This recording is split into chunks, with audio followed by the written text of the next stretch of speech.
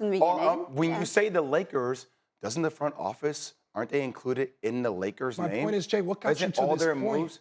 What got you to this point? You should have been right there at the beginning of the season. But wait, what are you arguing against my point that they're not the most disappointing team, or are you arguing about the timing of my point? I'm confused because now. if I didn't have expectations for this team, if I had high expectations and said that roster goes and wins a title, and we sit here right now, then we say yes. Cornette. They were the odds-on favorite, though, to win. Let me read. So here's Tigers. Since the preseason title favorites were first announced before the 1984-85 season, the top teams have never failed to make the playoffs. The Lakers are the first team to do so in NBA history. Okay, but you're saying, can I just interrupt really quick? You're saying that this is the most disappointing team in sports. We're not even just talking about sports. We're not even just talking about the NBA. Look, this Lakers team is terrible. This is not where anyone thought they would be, not playing in the postseason. They're 32 games back, essentially, from where I thought they would be, which is towards the top of the West. They're nowhere close to that. They're terrible. And towards down the stretch, they were giving up over 100 points per game.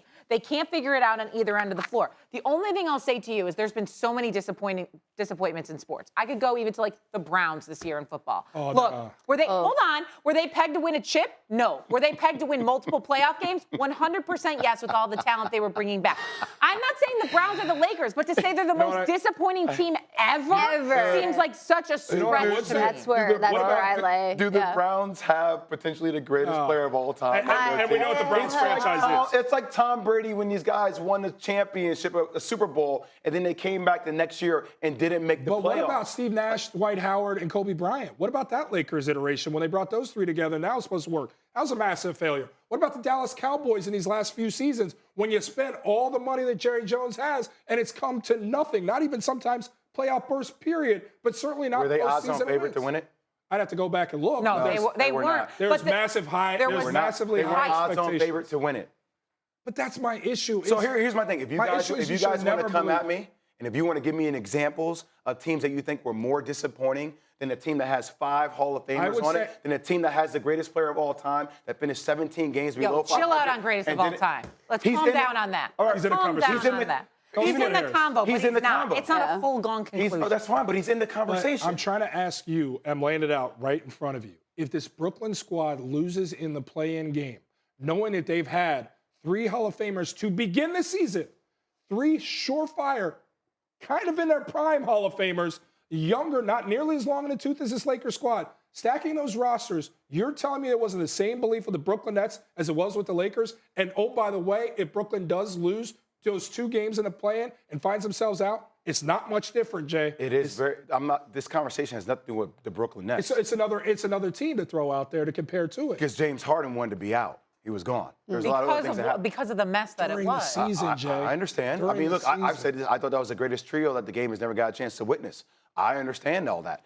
That's a failure. That is a failure. That's You're right. That's a disappointment. It is a disappointment. It is. But what I'm trying to tell you is, even when KD went out and didn't play. Like, they were number 1 in the East with KD. When he went out, it didn't play. LeBron James and Russell played the majority of the season. Like, Russell Westbrook was an MVP, a guy that led the league in triple-doubles for a very long time.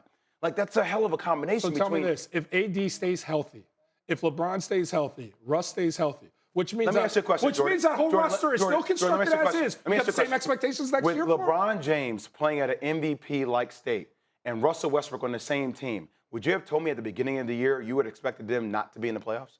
No, but I would have told you I would not expect them to win a championship. Okay, would you have told me if they were in the play-in, would you have said that would have been a disappointing season? Absolutely. If I told you they're going to be 17 games below 500, where would you have ranked that? A massive disappointment. Okay. But massive disappointment. Such hyperbole I agree with you, Shay. I think that's a little bit of a bombshell remark to make. We could probably debate that all day. We don't have time to do that. I just want you guys to tell me examples of teams who are more disappointing. Oh, we'll do that during the break. We'll do that during the break. I was expecting you guys to do that during the... Thanks for watching ESPN on YouTube. For live streaming sports and premium content, subscribe to ESPN Plus right now.